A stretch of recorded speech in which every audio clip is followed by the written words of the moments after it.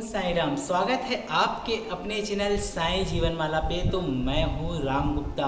तो आज मैं आपको श्री साई सच्चरित्र का अध्याय 8 सुनाने जा रहा हूँ। उससे पहले आप लोगों से हर बार की तरह इस बार भी एक ही प्रार्थना करना चाहूँगा कि अगर आप साई सच्चरित्र महाग्रंथ का यह अध्याय अगर सुनने जा रहे हैं, इस वीडियो को चालू कर रहे हैं अगर, तो आप सभी साई सच्चरित्र के इस वीडियो को, इस ग्रंथ को, इस पाठ को पूरा आखिरी तक सुने, क्योंकि ये साईं बाबा का जीवन चरित्र है। तो किसी भी संत, साधु, महात्मा पुरुष या भगवान का जीवन चरित्र अगर आप सुनते हैं तो उसे पूरा सुने, आधा ना सुने, अन्यथा ना सुने।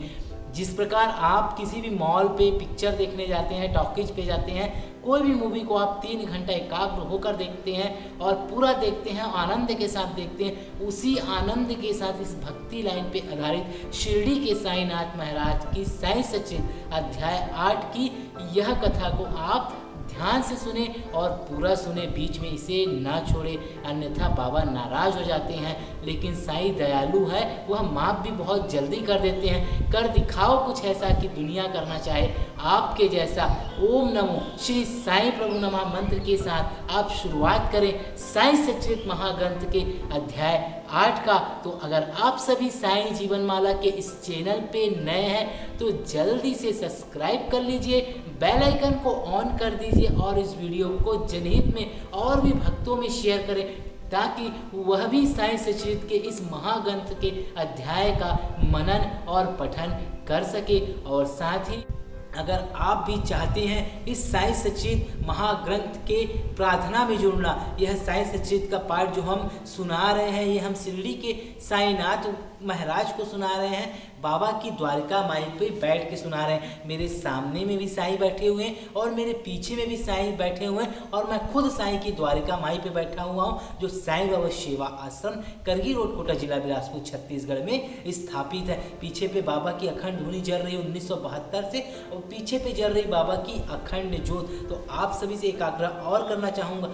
आप सभी प्रति माह होने वाले साईं बाबा की इस अखंड ज्योत व अखंड धुनी में अपना भी सहभागिता, अपना भी सहयोग मंदिर के अकाउंट नंबर पे आप दे सकते हैं और पुण्य के भागीदार बन सकते हैं। तो यह जो साई सच्चरित्र का महाग्रंथ का पाठ चल रहा है, संसार पे आ रही परेशानी आप सभी जानते हैं, कोरोना वायरस से महामारी फैली हुई है और संसार आज पूरा बंद है और बहुत से लोग भूखे हैं। जरूरतमंदों की मदद के लिए हर समय लोग आगे आ रहे हैं और उन्हें अपनी सहयोग कर रहे हैं। और इस वायरस के प्रकोप से हमारे सभी आदरणीय चिकित्सा सेवा, पुलिस सेवा और सफाई कर्मी और ज़रूरतमंद लोग तन मन धन से भिड़े हुए हैं, उन सभी के स्वास्थ्य की रक्षा के लिए बाबा से यह प्रार्थना और यह महाग्रंथ का पाठ हम कर रहे हैं। तो आप सभी भी इसमें जुड़े और अधिक से अधिक लोगों को शेयर करें, ताकि वह भी इस ग्रंथ के पाठ में पुण्य के भागीदार बन के अपनी सहभागिता पेश कर पाए। तो चलिए ओम साई राम, शुरुआत करते हैं साई सच्चरित्र के अध्याय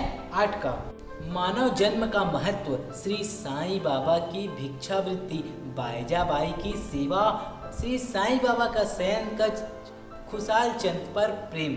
चलिए शुरुआत करते हैं। जैसा कि हमने आप लोगों को पूर्व अध्याय में बताया था कि अब श्री हेमंत पंत मानव जन्म की महत्ता को विस्तृत रूप में समझाते हैं। श्री साईं बाबा किस प्रकार भिक्षा मांगते थे, बाईजाबाई उनकी किस प्रकार सेवा करती थी, वे मस्जिद में तात्या कोते और महालसा पति के साथ किस प्रकार शयन करते तथा खुशाल चंद पर उनका कैसा प्रेम था, इसका भी आगे वर्णन किया जाएगा। चलिए शुरुआत करते हैं मानव जन्म का महत्व। इस विचित्र संसार में ईश्वर ने लाखों प्राणियों, हिंदू शास्त्र के अनुसार 84 लाख योनियों को उत्पन्न किया है, जिसमें देव, दानव, गंधर्व, जीव जंतु और मनुष्य आदि सम्मिलित हैं, जो स्वर्ग, नरक, पृथ्वी, समुद्र तथा आकाश में निवास करते हैं और भिन्न भिन्न धर्मों का पालन करती हैं। इन प्राणियों में जिनका पुण्य प्रबल होता है वे स्वर्ग में निवास करते हैं और अपने सत्कर्मों का फल भोगते हैं। पुण्य के क्षीण होते ही वे फिर निम्न स्तर में आ जाते हैं। वे प्राणी जिन्होंने पाप या दुष्कर्म किए हैं वो नरक को जाते हैं और अपने कुकर्मों का फल भोगते हैं। जब उनके पाप और पुण्यों का समन्वय हो जाता है तब उन्हें मानव जन्म और मोक्ष प्राप्त करने का अवसर प्राप्त होता है। जब पाप और पुण्य दोनों नष्ट हो जाते हैं तब वे मुक्त हो जाते हैं। अपने कर्म तथा प्रारब्ध के अनुसार ही आत्माएं जन्म लेती हैं और या काया प्रवेश करती है। मानव शरीर अनमोल। यह सत्य है कि समस्त प्राणियों में 4 बातें एक समान होती हैं: आहार, निद्रा, भय और मैथुन। मानव प्राणी को ज्ञान एक विशेष देन है जिसकी सहायता से ही ईश्वर दर्शन कर सकता है, जो अन्य किसी योनि में संभव नहीं है। यही कारण है कि देवता भी मानव योनि से ईर्ष्या करते हैं तथा पृथ्वी पर मानव जन्म धारण करने हेतु सदैव ललायित रहते हैं, जिससे उन्हें अंत में मुक्ति प्राप्त हो। किसी का ऐसा भी मत है कि मानव शरीर अति दोषयुक्त है।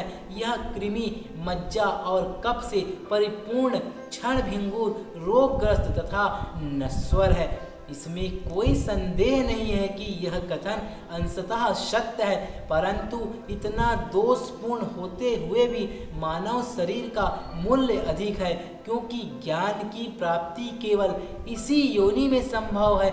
मानव शरीर प्राप्त होने पर ही तो ज्ञात होता है कि यह शरीर नश्वर और विश्व परिवर्तनशील है, और इस प्रकार धारणा कर इंद्रिय जन्य विषयों को तिलांजलि देकर तथा सत असत का विवेक कर ईश्वर साक्षात्कार किया जा सकता है। इसलिए यदि हम शरीर को तुच्छ और अपवित्र समझकर उसकी उपेक्षा करें तो हम ईश्वर साईं दर्शन के अवसर से वंचित रह जाएंगे। यदि हम मूल्यवान समझकर उसका मोह करेंगे तो हम इंद्रिय सुखों की ओर पवित्र हो जाएंगे, और तब हमारा पतन भी सुनिश्चित ही है। इसलिए उचित मार्ग जिसका अवलंबन करना चाहिए यह है कि ना तो देह की उपेक्षा करो और ना ही उसकी आसक्ति रखो। केवल इतना ही ध्यान रहे कि किसी घुड़सवार का अपनी यात्रा में अपने घोड़े पर तब तक ही मोह रहता है जब तक वह अपने निर्दिष्ट स्थान पर पहुंचकर लौट ना आए। इसलिए ईश्वर दर्शन या आत्म साक्षात्कार के निमित्त शरीर को सदा ही लगाए रखना चाहिए, जो जीवन का मुख्य ध्येय है। ऐसा कहा जाता है कि अनेक प्राणियों की उत्पत्ति करने के पश्चात भी ईश्वर को जब संतोष नहीं हुआ तो कारण यह है कि कोई भी प्राणी उसकी अलौकिक रचना और सृष्टि को समझने में समर्थ ना हो सका, और इसी कारण उसने एक विशेष प्राणी अर्थात मानव जाति की उत्पत्ति की और उसे ज्ञान की सुविधा प्रदान की। जब ईश्वर ने देखा कि मानव उसकी लीला, अद्भुत रचनाओं तथा ज्ञान को समझने के योग्य हैं, तब अति हर्ष एवं संतोष हुआ। भागवत के स्कंद 11:9-28 के अनुसार मानव जन्म प्राप्त होना बड़े सौभाग्य का सूचक है। उच्च ब्राह्मण कुल में जन्म लेना तो परम सौभाग्य का लक्षण है, परंतु श्री साईं चरणामुंजों में प्रीति और उनकी शरणागति प्राप्त होना इन सभी में अति श्रेष्ठ है। बोलिए श्री सच्चिदानंद सद्गुरु श्री साईनाथ महाराज की जय। अनंत कोटि ब्रह्मांड नायक राजाधिराज योगीराज परम ब्रह्म श्री सच्चिदानंद सद्गुरु श्री साईनाथ महाराज की जय। अध्याय 8 अभी जारी है। आगे के चैप्टर पे मानव का प्रयत्न कैसे प्रवृत्त होना आगे बताएंगे। तो आप बने रहें साईं जीवन माला के साथ। और अगर आप सभी साईं सच्चित के इस महाग्रंथ का पाठ श्रवण कर रहे हैं, सुन रहे हैं, तो कमेंट में ओम साईं राम बोलिए, अपना नाम लिखिए और प्रार्थना करें 5 मिनट का कथा संपूर्ण होने के बाद, हे साईनाथ महाराज संसार में आ रही इस विपदा को दूर करो और सभी पे सुख शांति और समृद्धि की वर्षा करो। बोलिए श्री सच्चिदानंद सद्गुरु श्री साईनाथ महाराज की जय। मेरे दर को छोड़कर नहीं जाना। साईं सच्चरित अध्याय 8 की कथा अभी जारी है।